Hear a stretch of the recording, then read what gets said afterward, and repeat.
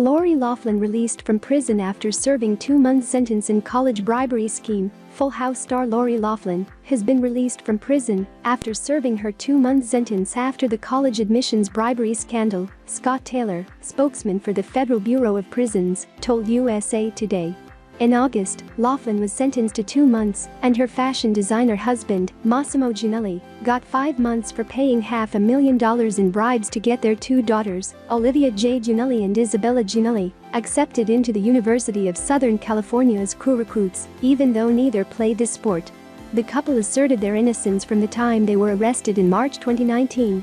For more than a year, their attorneys mounted a vigorous defense seeking dismissal of the case, arguing Loughlin and Giannulli believed they were making legitimate donations to USC, not bribing college officials. Rosecutors dropped bribery and money laundering charges, which could have brought them lengthier prison terms. Loughlin, 56, was sentenced at a hearing in federal court in Boston via Zoom by U.S. District Judge Nathaniel Gorton. Giannulli, 57, was sentenced by Gorton in a separate hearing the same day. In addition to the prison term, Loughlin was fined $150,000, plus 2 years of supervised release and 100 hours of community service. Giannulli will pay a fine of $250,000, followed by 2 years of supervised release and 250 hours of community service. Giannulli, who reported to a federal prison in November in Lompoc, California, near Santa Barbara, is due to be released in April. Both sentences were agreed to under the terms of the couple's plea bargains negotiated with federal prosecutors earlier this year.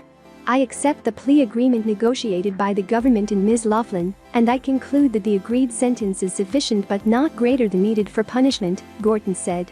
"There is no mystery about the outcome." Loughlin apologized at the sentencing, choking up as she spoke via video link. The celebrity couple each pleaded guilty and made a 1 count of conspiracy to commit wire fraud and mail fraud in separate plea agreements with federal prosecutors. Their daughter Olivia Jade, 21, has since said she was not fully in the know of the actions taken to secure her admission to USC. "I wasn't aware of what was going on," she said. "I did work hard, and when this did come out, I was a little confused.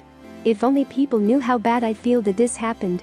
She told Jada Pinkett Smith on an episode of Red Table Talk earlier this month that she had not spoken to her parents during their incarceration because of COVID-19 protocols.